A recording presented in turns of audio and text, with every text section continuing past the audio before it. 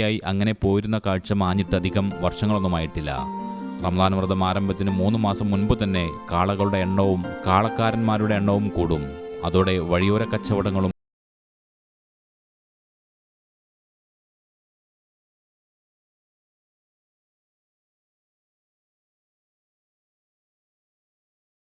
ിൽ മാത്രം 30-ലേറെ ആൽമരങ്ങൾ ഉണ്ടായിരുന്നതായി പറയുന്നു. പാതയോരത്ത് നീണ്ടുകിടന്നിരുന്ന ഈ തണലായിരുന്നു കാളയെ തെളിയിക്കുന്നവരുടെ ഇടത്താവളം. ഇവിടെയുണ്ടായിരുന്ന വലിയൊരു ആൽമരത്തിന് ചുവട്ടിലിരുന്ന് പ്രദേശവാസിയായ സ്ത്രീ വീട്ടിൽ നിന്നുണ്ടാക്കിക്കൊണ്ടുവന്നിരുന്ന പത്തിരി വിറ്റിരുന്നു. ക്രമേണ ഈ സ്ഥലം പത്തിരിയാൽ എന്നറിയപ്പെട്ടു. പത്തിരിയോടൊപ്പം അല്പം കോഴിക്കറി വേണമെങ്കിലോ അതിനും വഴിയുണ്ട്. പത്തിരിയാലിന് കരിഞ്ചിരിയാൽ എന്നുകൂടി വിളിപ്പേരുണ്ടായിരുന്നു.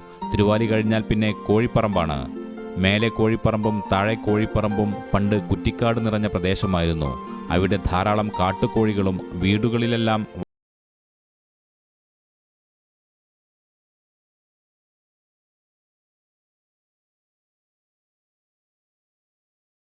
ഇന്നത്തെ തിരുവാലി എന്നറിയപ്പെടുന്ന പ്രദേശത്തിന്റെ തൊട്ട് അയൽദേശമായ ഈ നാട് പത്തിരിയാൽ എന്നറിയപ്പെടാൻ കാരണം താഴെ ഒരു ഉമ്മ പത്തിരി ചുട്ട് സേവനം ചെയ്യുക, അതായത് പണം വാങ്ങിക്കാണ്ട് തന്നെ കാൽനടയായി വരുന്ന ആളുകൾക്ക് പത്തിരി ചായ കൊടുത്ത് ഇവിടെ സൽക്കരിച്ചിരുന്ന ഒരു കാലഘട്ടം ഉണ്ടായിരുന്നു. അതിൻ്റെ ഓർമ്മയിൽ അന്നത്തെ ആളുകൾ പത്തിരി ആൽ, പത്തിരി പ്ലസ് ആൽ, പത്തിരി കിട്ടുന്ന ആൽ എന്നുള്ള ഒരു വാക്ക് ഉപയോഗിച്ച്